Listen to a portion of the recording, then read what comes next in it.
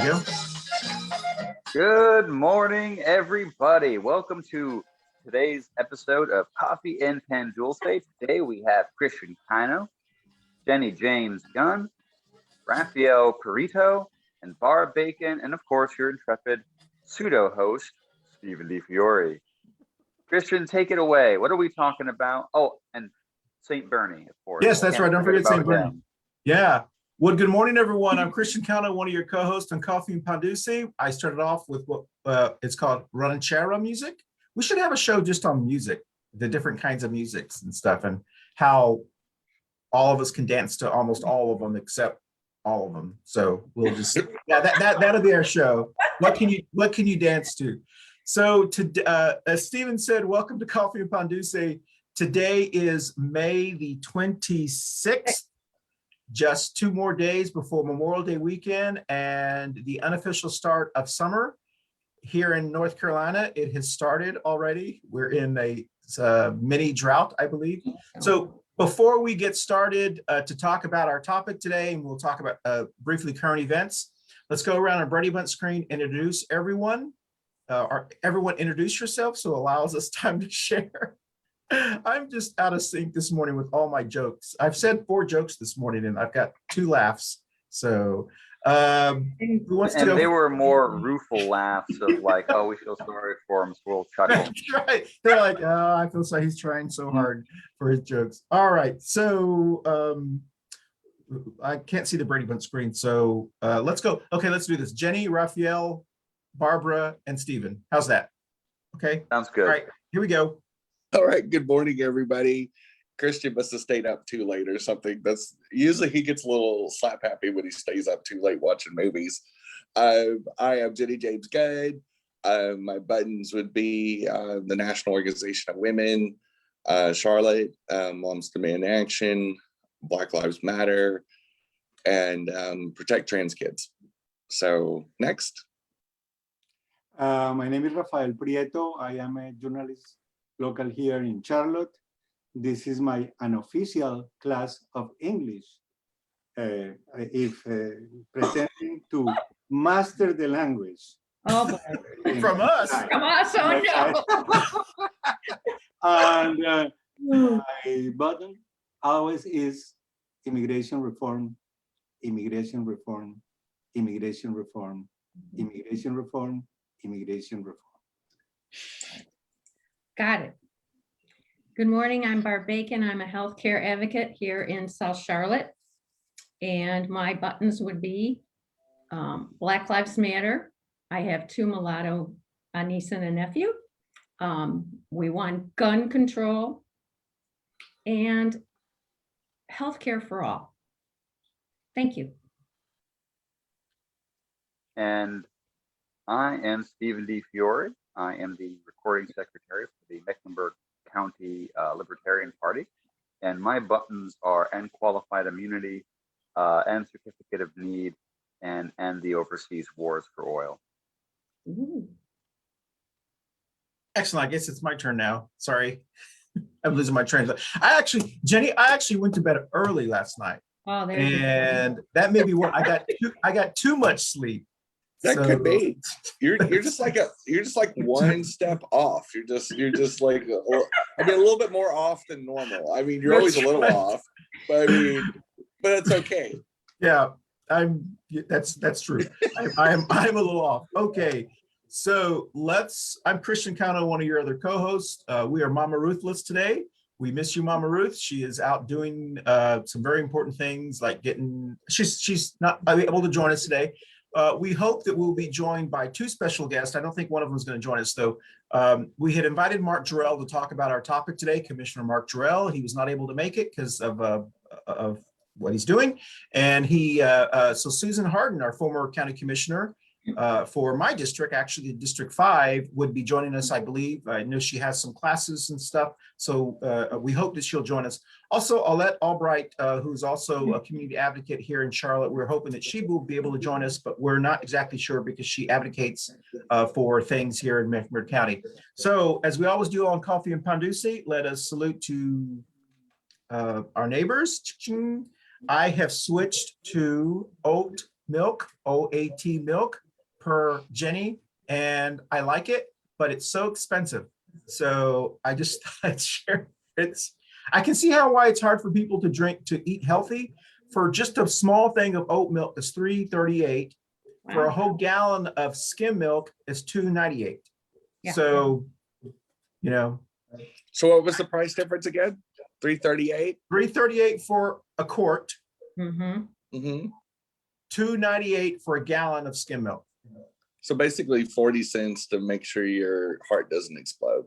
No, that's for a quart. So you're but talking that's about, only yeah, getting well, a no, that's true. No, that's a good point, because the reason I had to switch is cholesterol. So you're right. Yeah, Oh, yeah. okay. I can do it. I can do it. Makes sense. Yeah. Yeah, cholesterol is a just- really important thing. I remember Yes. one conversation I had with my doctor. They said, "Hey, we got to talk about your cholesterol." I'm like, "Uh-oh, like it's way too low.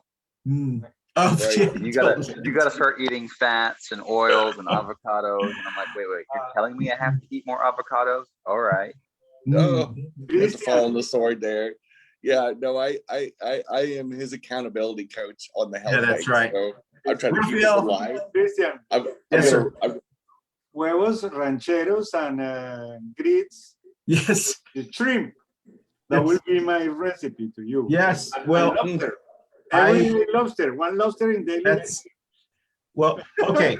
So to help with, That's good for the bad cholesterol. yes, that's true. Oh, no, you're right, because there is good cholesterol. So to help with our cholesterol, let's talk about our sponsor, Manolo. And you can't have those. Our producer sponsor, Manolo's Bakery on Central Avenue here in Charlotte, North Carolina. Please support your Black and brown businesses. Yes, Manolo, Rafael. Support all your small businesses as we come out of the global pandemic. So let's talk about current events very quickly. In 30 seconds or less, let's talk about one of these three topics, and we'll go around the Brady Bunch screen. The Brady Bunch screen is, I just got a reminder for something that's going on later that popped up that's blocking my Brady Bunch screen. Okay, Stephen, Jenny, Rafael, and Barbara will leave St. Bernie. He just watches us. So the first topic is cicadas. Still talking about cicadas. I have not actually seen any, but I saw that we're on the map. But interestingly, there was an article that came out yesterday that I had to share. Georgia County, there's a county in Georgia, Georgia, Mhm. that asked residents to stop calling 911 because of cicadas. Apparently, people in that county is called, it's a Union, the county is Union County in Georgia. And apparently they're calling 911 because they had so many cicadas. So you can tell us whether you want to talk about that. There was another article talking about some of the cities that were in this broad X region, like Washington, D.C. They've grown so fast that they've actually buried the cicadas, and those cicadas can't come up like zombies. And so unfortunately, they will die. And so they're talking about how,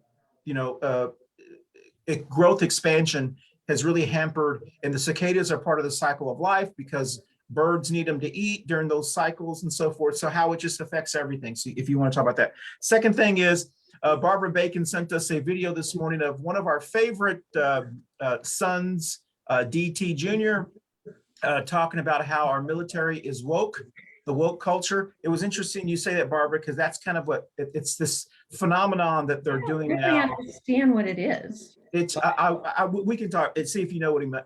I know what he's talking about because Dan Bishop's been talking about that too. It's like this term that they've been using, and we talked about it. And it's we'll talk about that. It's just the culture war 2.0. Yes, exactly. That's right. That's what it is. And then the last thing is here in Charlotte, North Carolina, apparently there is someone who is, there was a shooting here in the South Charlotte area, and they're telling us to be careful, watch out for the, maybe Barbara will kind of explain that. So we will talk. Those are the three current events. So who wants to comment on those or any? We'll start with Stephen. I'll start with the cicadas. I haven't seen any cicadas. More importantly, I haven't heard any cicadas yet. But I am looking forward to the cicadas because I have a whole bunch of cicada recipes I'm legitimately curious on trying out. Now, maybe when I have the cicadas in front of me, I'll chicken out. I don't know. But until then, I'm going to ham it up and play up that joke. Although I did read a funny article. It was actually an interesting scientific article. Uh-oh. You just turned yourself off, Stephen. I think your earpiece, you must have muted yourself on your earpiece. I can't see What him about anymore either. There we go. Am I coming in better now? Yeah, not as Love loud, it. but yes, go ahead. Oh, gotcha. Yeah, I must have accidentally turned off my earpiece. I'll fix it in a second. Okay. So I read this funny thing about cicadas in the Rust Belt, and apparently there's a kind of fungus that is infecting some of these cicadas and rotting off their abdomens. Huh. Right? Yeah. So when they do their little salt shaker dance, their butts fall off, which is crazy. But the and of course they can't do their thing and they die.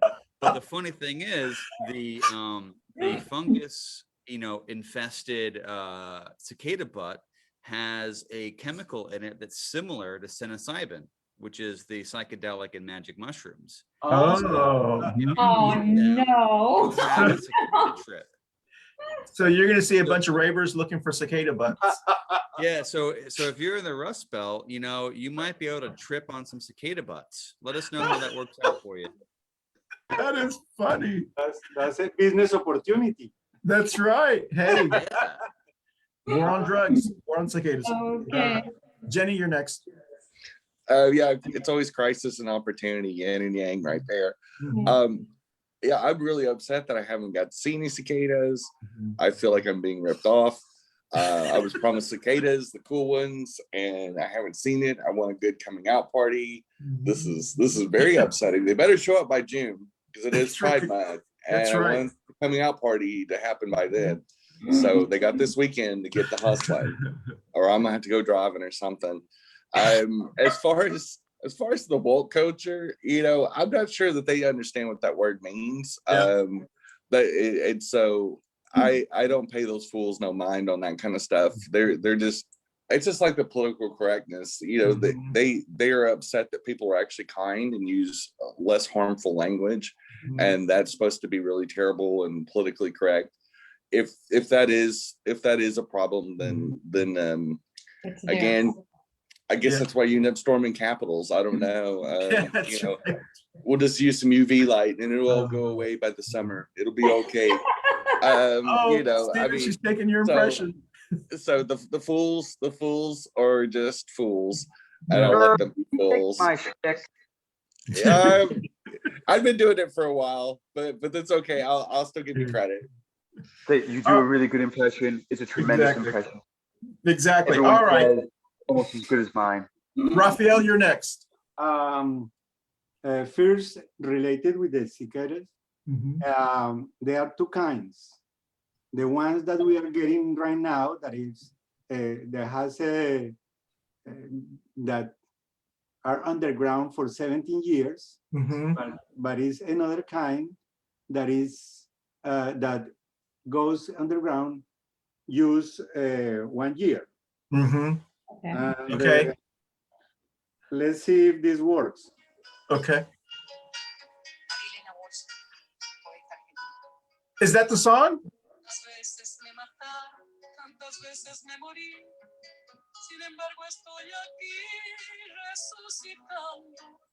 That's the cicada song we've been trying to play. Oh, wonderful.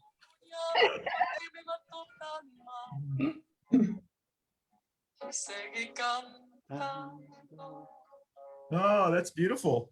That's a beautiful song. Así como la cigarra, un año bajo la tierra, un sobreviviente, pierde de la guerra. Okay. That's it. That was beautiful. That was good. Thank you, Good, Rafael. Thank you. Well, thank you. I didn't think I was going to get serenaded. This is That's fantastic. right. That's right. It's extremely beautiful. So Rafael, briefly on the other two. The orange orangutan song doesn't deserve our time, really. He's horrible as his father, and you know what Bill Maher did when he made this sketch about the orange orangutan, Oh, orange orangutan. I just hear. Okay. All right. You I get it. remember that? Anyone remember Yes. that? Yeah, yes. Yeah. Okay. Okay. And the third, do you have anything? You have anything to add about the shooting? No, that is horrible. Okay, This, okay. I don't know. Japan has 4 to 5 killings in a year Sure. in a country with How many? 130 million people. Mhm. And here we are killing each other like crazy. Yeah. because This openness, these misunderstandings of the Sure. amendment to the Constitution. Sure. At Yeah. that time, our founders, the fathers, they Mhm. used these guns that you have Belong to kids. you have to put the Yeah. Yeah. Yeah. Yeah. Yeah. and it was one shot every in Mhm. for 10 minutes. Yeah. Yeah. Right now we have these stupid Mm-hmm. guns that they're 100 shots in a minute or Sure. horrible. Yeah. Yeah, I hear it. And you know, and we're running a little short. And thank you, former Commissioner Susan Harden has joined us, and we're finishing up our current events. I'm sorry, Commissioner Harden, it's Honorable Harden. I'm sure I forgot the term that we use, or It's however you want to Susan. use it. Okay, It's well, Susan, please. Susan, we'll call you Susan. So Susan. Barbara on the 3 events. Okay, real fast. No cicadas at my house, and they can stay away as Jenny, give me your address. I'll send them to your house. I just shared that because I just sat there and watched it and was like, I don't really know what's going on, but maybe you guys can explain it to me this morning. I don't get it. It's just a perpetuation of something else. And the shooting is, I guess, because it's so close to where I live, and I was planning on going to Matthews today. I'm not going to go that way, but and they're looking for this guy. So it's more than upsetting, and we're at a stalemate. They're not doing anything about it. So I'm done. All right, well, I'm last. Cicadas, I'm still waiting to see the cicadas. Stephen's the second person who's talked about eating one. Dr. B, who's in Colorado, is sad because cicadas aren't hatching there, so he's upset. But I will not be calling 911 like the county in Georgia because they're bombarded cicadas. The woke video, apparently the term woke is something that's been used within certain communities where not really sure how to explain it, but you are now woke to the realities of marginalization, discrimination, and so forth. I believe that's kind of what it means. And a lot of the GOP QAnon Republicans, like Trump, like Dan Bishop, they're actually using that as a dog whistle to kind of, they can't say really white supremacists, so they're saying the woke culture is doing this, the woke culture, kind of like they did with cancel culture. So it's kind of a dog whistle term because people don't really understand what it means, but really what they're saying when they say woke is the Black and brown people are saying this. And that's really kind of their term. And the shootings, I hope they catch this person by tomorrow, because every Thursday I do my grocery shop and liquor run, and I've got to fill up with liquor this weekend. So yeah, so all right. So we've done current events. Now let's talk about the topic that we want to talk about. What is restorative justice? As many of you may or may not know, there's a movement here in Mecklenburg County in North Carolina to pass a resolution to talk about this issue, but I believe the name has changed. And maybe Commissioner Susan Harden can talk to us about this. And this is a topic that many of us who have been on a community call, Zoom call, or whatever, people have been talking about this to support this effort. Those of us who have been reading the paper or just educating ourselves know the discrimination that has occurred here in Charlotte, for an example, with the Brooklyn neighborhood. I think, is it Brooklyn Center or Brooklyn? Yeah, it's the Brooklyn community. Brooklyn community. Really, yeah, I mean, it was a geographic area that was completely displaced because of urban renewal. So yeah. Well, and so, and so when we wanted to talk about this, because we heard about this about a month and a half ago, I think, and I Googled what is restorative justice, and Stephen and I talked about this before the show. the restorative justice, and there's a lot of different examples of it, but some of it was like restorative justice in the prisons, restorative justice. But I think there's also one of it that says that the term restorative justice is an indigenous practice and can be traced to the First Nations of the indigenous Africans, First Nations and indigenous Africans. It's the culture of restorative practices is based on Black and Brown communities. This is the internet explanation, so that's not like the official dictionary term. So let's start with Commissioner Harden. What is this movement? Please call me Susan. Okay, I'm not I'm a sorry. commissioner anymore. Hopefully we're just I'm friends sorry. here. So Okay, all right. Well, Susan, what is this? What is this movement and so forth? Maybe you can educate us, especially those of us who in the Latinx community. What is it? What is it? And what are we trying to do here? yeah, it's a time-honored tradition. You know, I mean, the fact of the matter is that there is just a movement to bring forward strategies to address racism that are actually, you know, that work. And restorative justice is a strategy to dismantle racism that has, you know, been used for, you know, a long time. And the idea, and you'll see a lot of the current research around in criminal justice settings or in those settings, but now it's gone past that one area to broadly. And the idea is that instead of punishing people, or instead of and that's in the criminal justice setting, that you focus on people healing harm. And so that you address the harm. And instead of, so we know that there's been systematic racism in all government policies, from originating from slavery through Jim Crow to urban renewal and displacement to today's lending practices. There's just systematic harm and racism in our country. And so instead of just throwing money at the problem, you have to go through a process of healing. And that process of healing starts with those who are doing harm acknowledging the harm. Because if you don't acknowledge the harm, it just perpetuates it. Like you're just doing more of the things that cause the harm. And so what restorative justice demands is first a reckoning and an apology, like an investigation. So what you see now is organizations and governments going through and looking at their naming policies. There's, you know, I mean, the library, for example, Morrison Library renamed its library to South Park Library because Governor Morrison was in fact a staunch racist.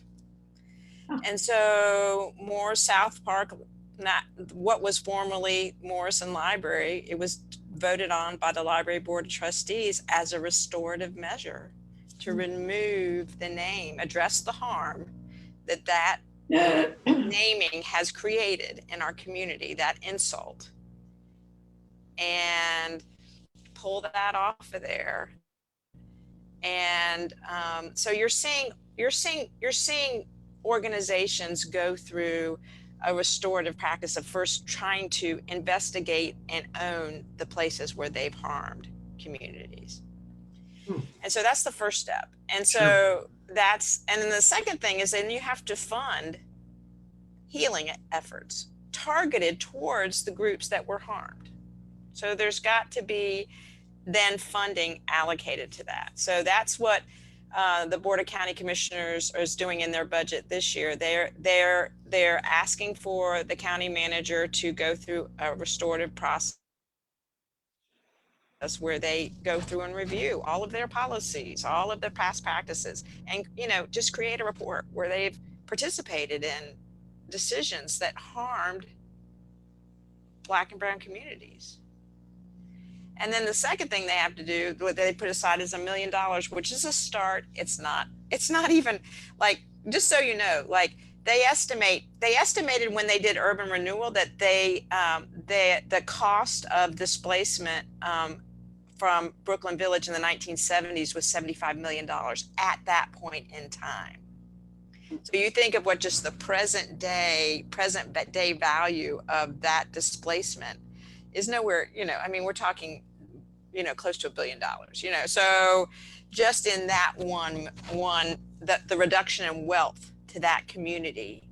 I mean, Brooklyn was where the government center is. That land is worth a lot of money now that people were moved off of that land, basically, so, addressing, and then you put aside a fund to address specific harms. And that could be, you think about just the not just the healthcare disparity that Mecklenburg County is involved with. So there's lots of places that it's going to create a citizen-led community group that will decide how to allocate the funds and also demand more funds go into the fund to address the harm. So it's a start. It's not adequate. It's not even close to adequate, but it's a framework for building on something that this community hasn't wanted to do and just tell the truth about what it's done. Well, thank you for sharing that, because that really kind of helps educate us. And I know we're going to go around and there's a lot of questions that maybe some people have, our group can have, but let's try to keep within 30 seconds. I know it's hard for us to do. I'll shorten my answer. Sorry. Oh, Christian. no, not you, Commissioner. No, I'm a professor. I'm loquacious. Sorry.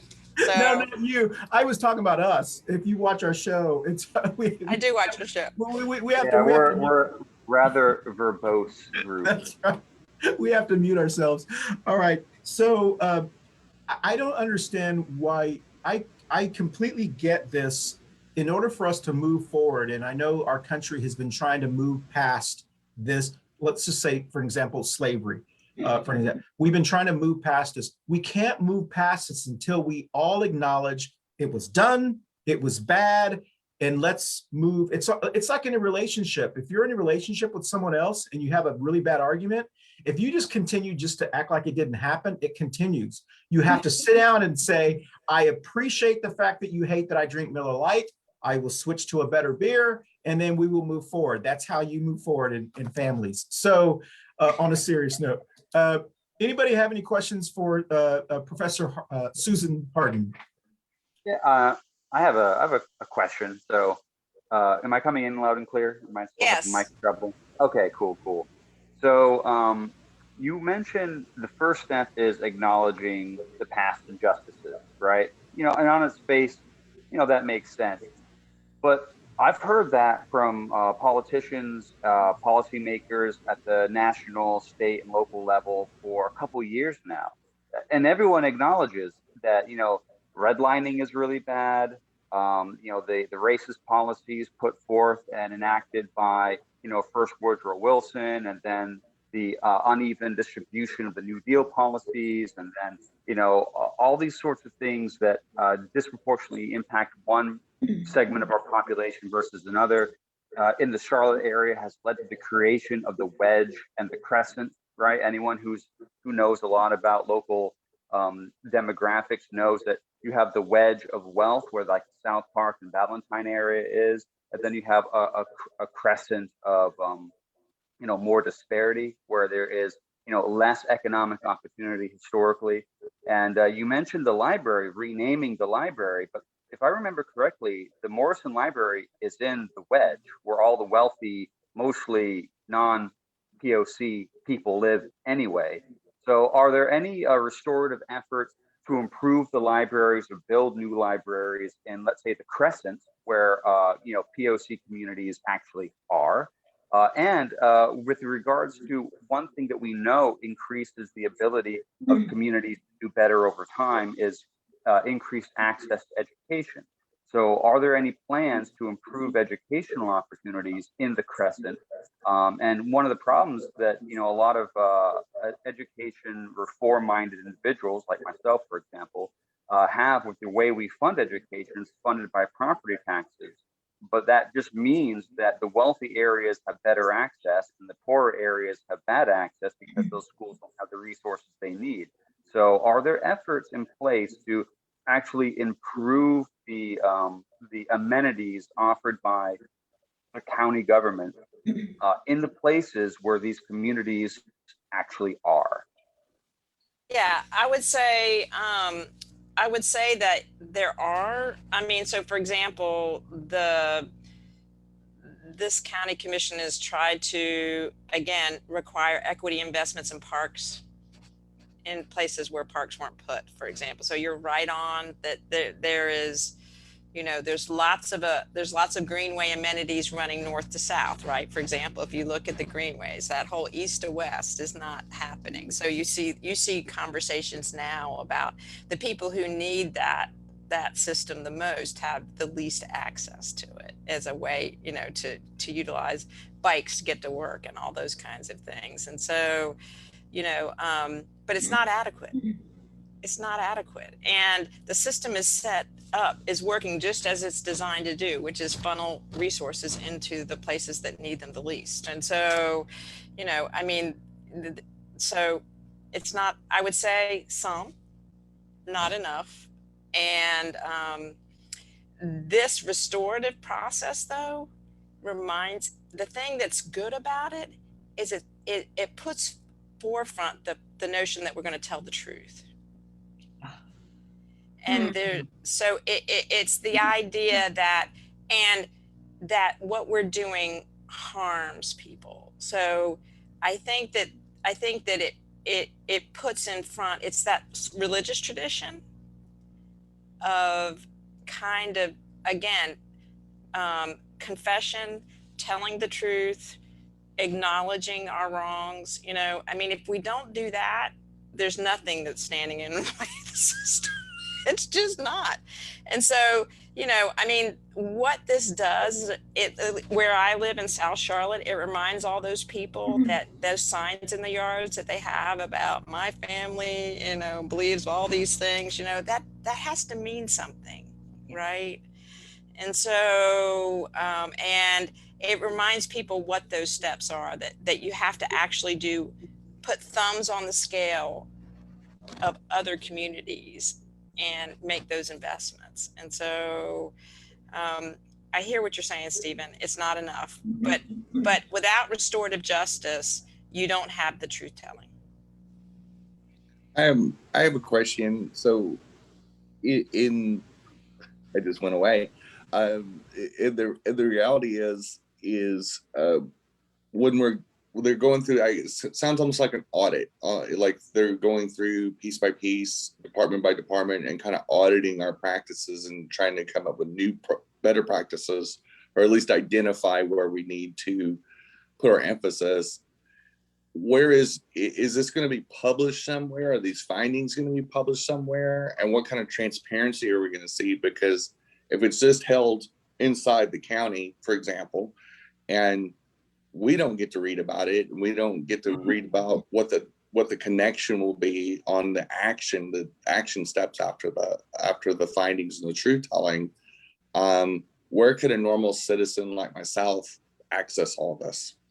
Well, the idea is that there's a special meeting, with this special committee, and that you have, there are people who are scholars that do this work now, where they go in and audit and they actually look for the policies, because everything in the institution tells them that they don't want to tell this story. So there have to be people from the outside.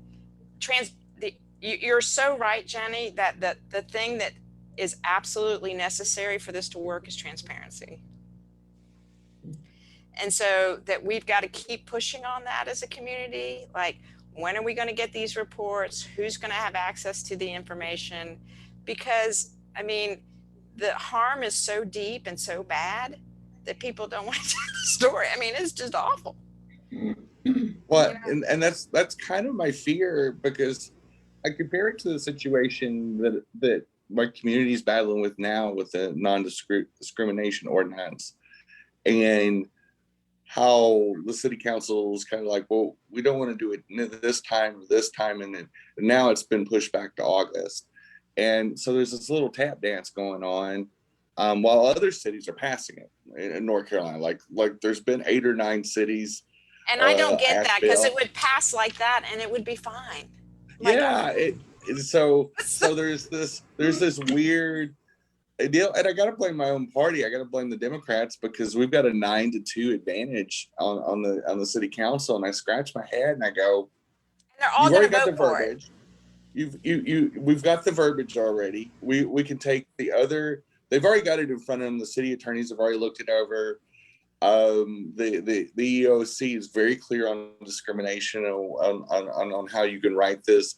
There's nothing left to talk about.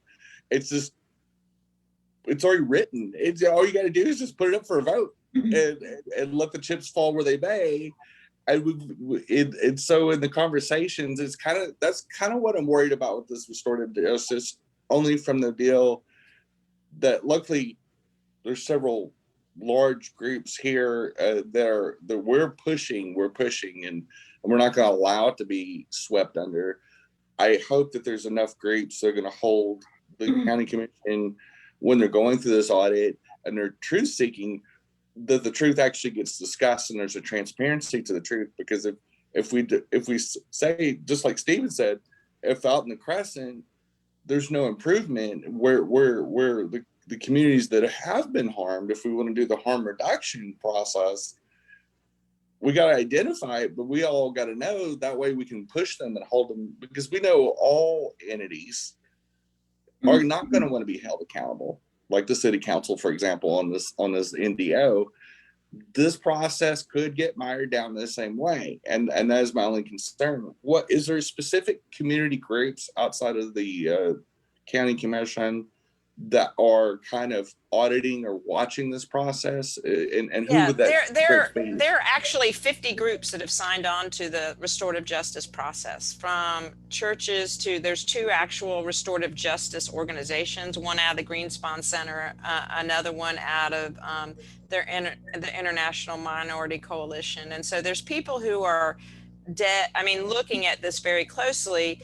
And again, this is what's happening at the local level in terms of just, I heard it described really great. It's also kind of tracking what's happening at the federal level around the discussions of reparations. And you're so smart. I mean, you're right on, Jenny, about the transparency, because there will be a backlash to this. People will say, we're destroying ourselves by looking at the truth. We're making it worse by looking at the truth. Just around, like, just as a 1619 project, right? Oh, this is hurting children, kind of thing. The woke culture is. Yeah. We'll get that. Yep. So you can expect, even at the local level, that there will be a backlash to not look at the truth, because it's just digging up old wounds. It's pouring, you'll hear all of these things being said as if the healing process is the thing that's causing the harm. Correct. It's gaslighting. Well, and as somebody that's gone through psychological therapy as a requirement to transition, part of it is, it feels like you're pulling out your guts. I mean, it is tough to face your own truths and your own lies that you've told yourself. And as a community, we've lied too much. We've covered up too much. And it's shameful. And unfortunately, it's people like me. It's white people. It's people that they want to perpetuate a lie. And when you do that, you harm people, you kill people. Like Charlotte's the second most dangerous city in the United States for trans people, because we keep perpetuating a lie that people like me are dangerous, inherently dangerous. And so this is we have to go through this. It is a painful process. And I hope people have the courage to stay the course and be transparent, and we actually have these conversations, or we'll never heal. That's a good point, Jenny. Barbara, I know you wanted to jump in. Susan, I attend Ed Driggs, my city councilman's Friday morning Zoom calls. So if I bring up a question about restorative justice, is Ed going to be familiar with it? The thing that I've been on, probably this is my 3rd year of doing this with Ed's meetings. I never knew anything about city government, and maybe I don't want to know any more than I know now, but lack of communication between the city council, the commissioners, and the school board is so blaringly obvious. So I guess who knows about this? And if I bring it up, what do you think that the commentary is going to be? I mean, I'm going to bring it up anyway, but I'm normally a quiet person in these meetings, but this is an area that really bothers me because of family and friends. So I just appreciate some comments from you. So I think you should bring it up. So let me tell you what the city did. The mayor offered an apology, but never brought it to vote to the council. So the council, she hasn't even put it on the agenda for the council, a restorative justice. Okay. I mean, anything. Either she said she apologized for, the impact of urban renewal and those policies, but then she didn't do two things, which is putting it on the agenda for the whole council to vote for, and then allocating funds for the repair. Because an apology without the money and the investments to, actually address the harm, when you think about, you think about harm in general, like it's great that you're apologizing for a really crappy healthcare system. Now, what are you going to do? Fix it, so so the city council needs to be on a similar journey. I'm not saying the county commission is perfect, believe me, and you are right on about the communication. It is, the relationships between all three bodies are awful. Yeah, and we should be speaking to that. They speak about it all the time, Susan, but nothing gets any better. I mean, I sat through a meeting with the school board and county commissioners, and Ed's trying to, and we're like, whoa. I mean, it was blatantly obvious. And I just felt so, you feel helpless. Yeah. And I can't imagine being in a position of authority and trying to deal with that. If you're the doer and nobody else agrees with you, it's overwhelming. I mean, I get the gut wrenching, Jenny. I really get it. So Yeah. thank you. The bad blood between the three organizations is a real thing, and it's shameful because those are like adults not being adults, kind of. Oh, thank you. Yes. Yeah, exactly. Rafael, who's our Rafael. No, I love you, Susan. Do you know that I love you? That really I appreciate very much what you are doing for years for the Hispanic community, to study, to understand, to present reality. Unfortunately, I'm shame on myself because I haven't done the articles that I have promised to you for years. Okay, but you know that I appreciate very much what you did during your tenure in the commissioners board, and I want to know what Latino organizations are involved in this issue. So there are Latino organizations involved in the issues. I would say that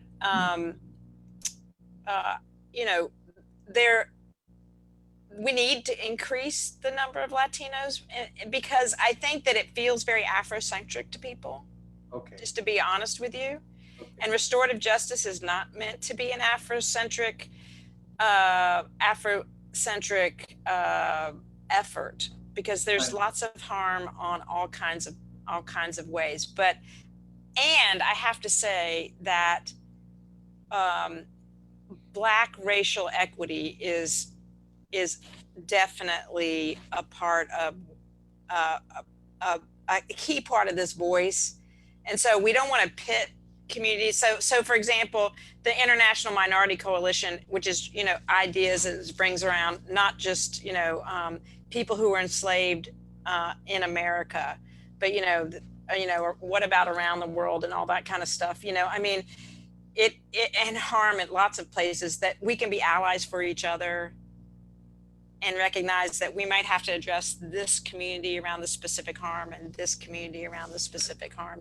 I think we want to do it. We have to recognize that there are kind of racialized specific harms and gendered harms and those kinds of things. And it's okay to sometimes say, my community is going to step back and I'm going to address this harm, but I know that I'm going to come around to this harm. And so, you know, I want to make sure that we're including the Latin American community, because it can feel very Afrocentric at the way it's talked about right now.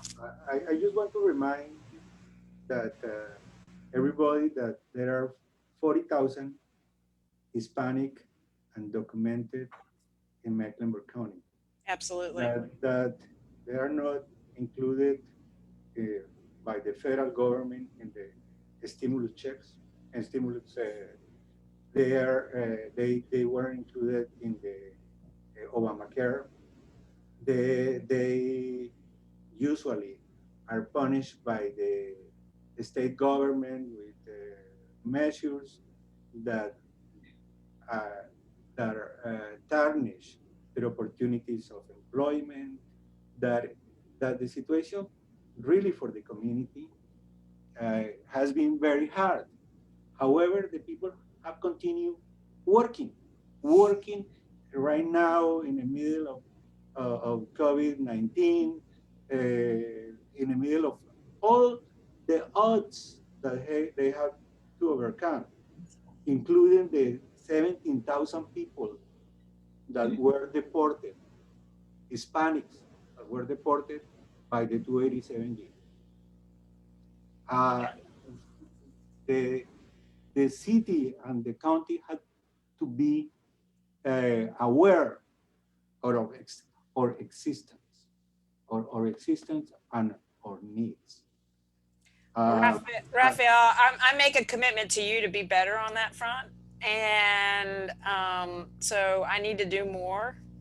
And the journey I've been on personally over the past years is just trying to undo all the bad training that I've gotten in my life, just to be honest with you. Like learning having to unlearn things that I learned that were just wrong.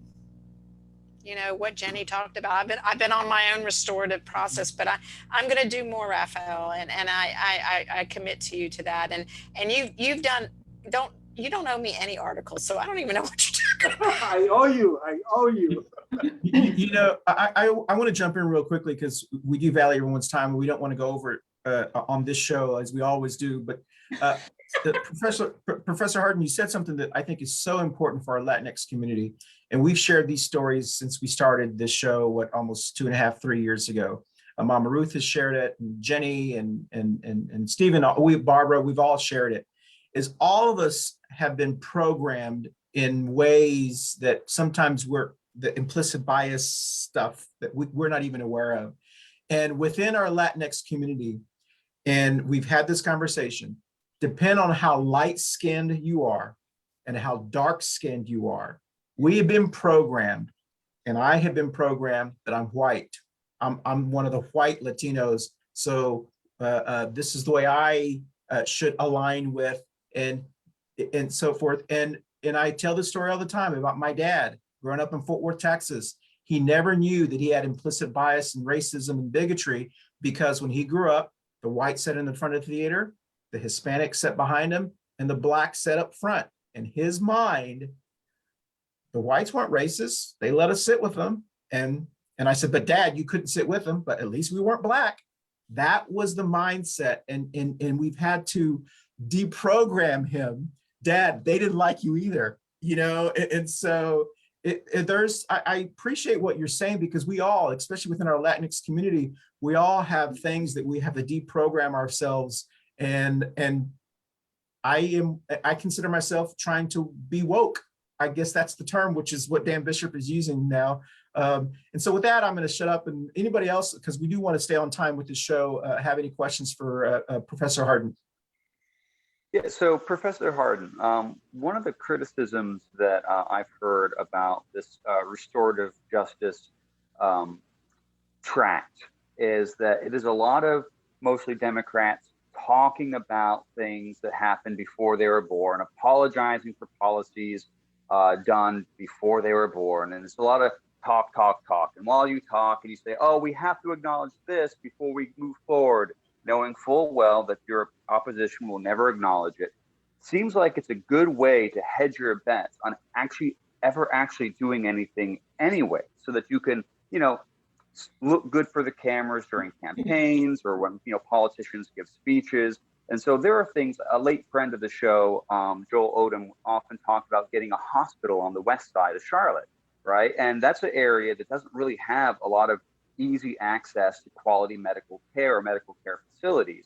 And one of the cornerstones, from what I hear about this restorative justice sort of track, is racial equity. So, there are things that keep a hospital from being built on that side of the town, mostly our state certificate of need laws. Are there any efforts in the Democratic Party, which is the only party that could actually get that changed in North Carolina, to change those laws to make it easier to build healthcare facilities in areas that don't really have easy access to them? So I don't know the answer to that question, but I'll try to find out what I haven't heard of any efforts. And so let me answer your last question. I don't know. I can tell that you're absolutely right. There are healthcare deserts there. I live in South Charlotte. You can't go. It's like grocery stores. It's the same thing with doctors, right? They're all there. All the hospitals are right there. So you're right on, and I'll raise the issue because I think that's what you're saying to me is there's systematic structures in place that impair hospitals from even considering going there. Is that right, Stephen? Well, so certificate of need laws means that if an organization wants to build a hospital, like in that area of town, they have to ask the other hospitals in the area, hey, do we have permission to compete with you? And just guess what those hospitals say. No. Right, yeah, you don't have permission. That's a good question, Stephen. And I know you were trying to throw in the certificate of need in that question, but I think in this conversation, I think certificate of need is an evil policy, and I think it needs to go away. And that was actually it's the first time I've ever heard of that, and I'm glad to know about it. So I'm actually, that's very helpful to me, because that's a policy that we can lean on, change, act against. So that's something that, for example, that citizen group that talks about restorative justice can bring forward as a way to undo some of the harm that's happening. So that's very helpful. That's a good question. Does anyone else have a question for Professor Harden before we start to close the show about this? And maybe you can clarify, is this a resolution that's being proposed? No, it's actually in the budget. Okay. So the budget is passing. I think they're having the meetings today as we speak. So I think it's happening, and it's a big deal. Let me just say this. The other thing I want to say is that we're intentionally not call it reparations, because the people that study reparations want that to be a federal language, because reparations because the income gap is so large as a result of slavery and the corresponding federal policies after that. So what we're calling it at the local, and they've really, the people who lead those efforts are really upset if we use that language, and I get it. They want to save that language for the federal effort. They don't want to say, oh, the city's doing reparations, when it's really not reparations addressing slavery. It's about addressing maybe a harm that we caused around urban, so so I would just want to make that clear is that, this isn't reparations. We're calling it racial equity investments, but it is a restorative justice process, and harm has to be acknowledged and the truth has to be told. Well, thank you so much. Does anyone else have anything before we start to close out? Jenny, or 30 seconds or less? Rafael, Barbara, go ahead. All right, well, listen, Professor Harden, it's hard for me not to say commissioner, because you were my commissioner, and I was taught up to be respectful, maybe not with my jokes, but, Well, Christian, when I was here on the arts program, you really gave it to me. So I appreciate it. It is true. So I'm glad to be on the loving end of this show. So thank you. Thank you. Well, one of the things that we've learned just with each other on this show is, the reason that we want to talk about these things is because we have to talk about this, arts, all the issues. Stephen's a libertarian, Jenny's Democrat, Barbara's independent or leaning more Republican, Mama Ruth is independent, leaning more Democrat. I'm a Democratic libertarian. Rafael is cicada loving, journalist. And we have to have these conversations. We're not all going to agree, but we have to have these conversations, because if we don't, the extremes start to form.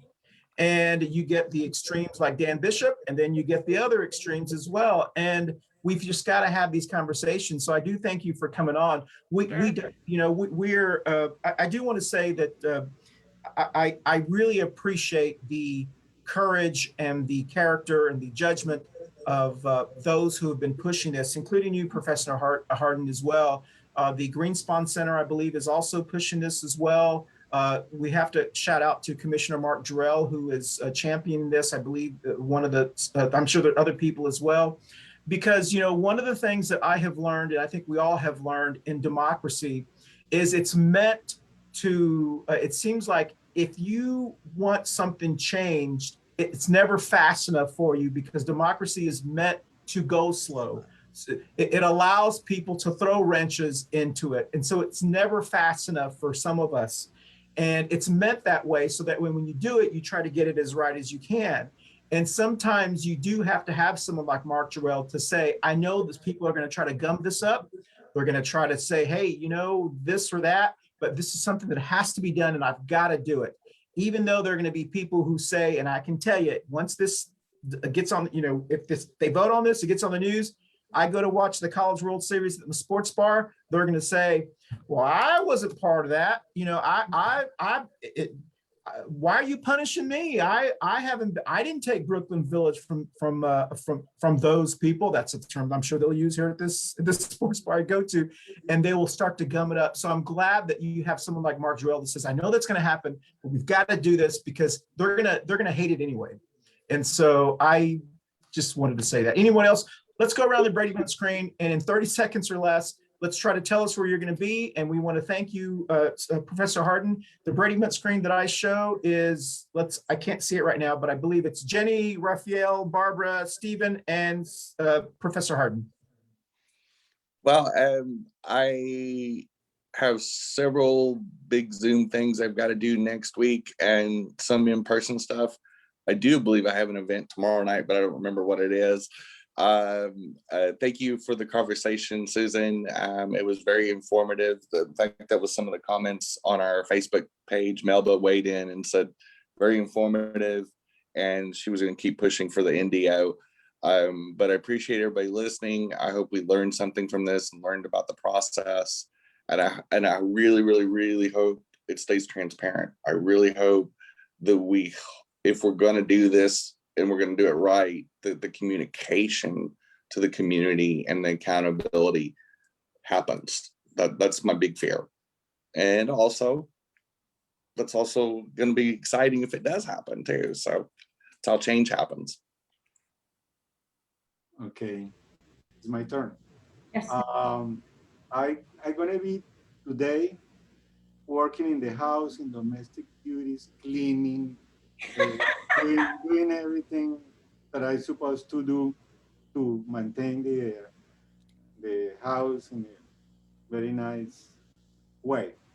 And for point of clarification, I'm a journalist. I'm supposed to be objective, but I'm a registered Democrat, and I am very critical of my own party and my own community. I'm very mad usually with the Latino and Hispanic community because the people don't participate in voting, in and going to the meetings that Barbara attend. When we did a series of meetings of Latinos with the Board of Commissioners, the participation was minimal. I was ashamed when we attend to an opportunity to have each community, each commissioner attending in forums where they were present, and we were less than 20 people sometimes in the meetings. It's something that we have to improve. I don't know how to improve the voting, to improve participation, to see how the government works and how to influence this city to see ours. And it's not the responsibility of the government. It's not the responsibility of the parties. It's our own responsibility. Thank you, Rafael. Go, Rafael. I have a huge house project that I'm working on, and it may become something that is impossible for me to do, but I'm going to try it anyway, because my brother's like, there's no way you can do that. And that's like, throw the gauntlet down. I'm at least going to try. Thank you, Susan, for coming today. This is something that I've been hearing about, but I didn't know what it meant. Who would be the person to represent the Latinx community?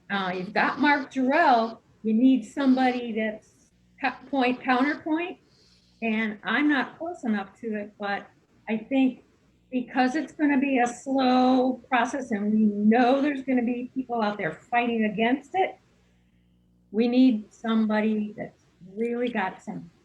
Well, I'd say you have a great Christian would be a great person. So you got someone in your group that is like a leader in the community. I wasn't setting you up, Stephen. Christian, I really wasn't. All right. Let's see who's next. I guess I'll end on that before we take it to Susan. Thank you, by the way, Susan, for showing up and talking to us and educating our audience more about what you all are doing and what restorative justice means for you guys. For me, this is campaign season where the state party is having its convention in June and our Juneteenth celebrations. I'm, getting ready for that. I've helped start up a couple new county affiliates for the party, so that's exciting. So we're gonna, get them rolled up, and then for our local book club, I got to read a book, Man's Search for Meaning, so that I can be ready and on point next in 2 weeks when we have our little, book club meeting. So that's always fun. Book clubs are fun, people. You should join them. But yeah, other than that, no, thank you so much for telling us more about it. And last but not least, Susan, where are you going to be this week? Well, first off, thank you for the invitation. One of the things I'm really looking forward to is Jenny and I are neighbors now, so we've committed to be walking buddies together. So I'm excited about that. We both like long distance walking, so I'm going to try to get on Jenny's schedule to be a walking buddy. And then the last thing, I don't know if your audience knows this, but I jumped from the frying pan into the fire. I was elected faculty president at UNC Charlotte. So I'm managing that constituency, which is not easy. So anyway, that's what I'm committed to. That's where I've taken my political skills now, is to being president of the faculty. So God bless everybody. I hope you have a safe and wonderful summer. Excellent. Well, thank you everyone for joining us. I do know your time is valuable, so we actually just went a little bit over, which is good for us. If you're on the Zoom call, stay on, but we're going to disconnect on Facebook. I will be camping this weekend, and we are very excited because we're actually camping in Georgia, which means we get to see the cicadas. So yay! This has been our excitement since we are coming out of this. Yeah, I've got your recipe. I've got Dr. B's recipe. And I told you, when we grew up, when we grew up, we used to put a string on them and fly them. So I want to see if that's still possible. And so, yeah, I was real bootleg growing up, y'all. That's why I am the way I am. Next week, we do start our June shows every Wednesday. The first show is going to be Why Do We Celebrate Pride Month in America? The second show is Who's the Craziest Congressperson? That should be a very fun one. The next one is Why why do we celebrate Juneteenth? We'll be talking about Juneteenth. And then we have a special one on the 23rd, which is how to beat a GOP QAnon North Carolina congressperson for just $4,458,749 or less. We'll give you the tent. Hopefully we'll have Fernando, who is a political strategist from Philadelphia, who ran Tom Steyer's campaign, talking to us on that. And then the last one, our July 4th edition, is Who is America? We'll be talking about who is America as we come out of this pandemic. So once again, if you're on Zoom, stay on. But otherwise, we're going to end to more ranchero music. And thank you. We'll see you next week on Coffee and Pandusi. Bye. Music never. Bye, y'all. Hold on.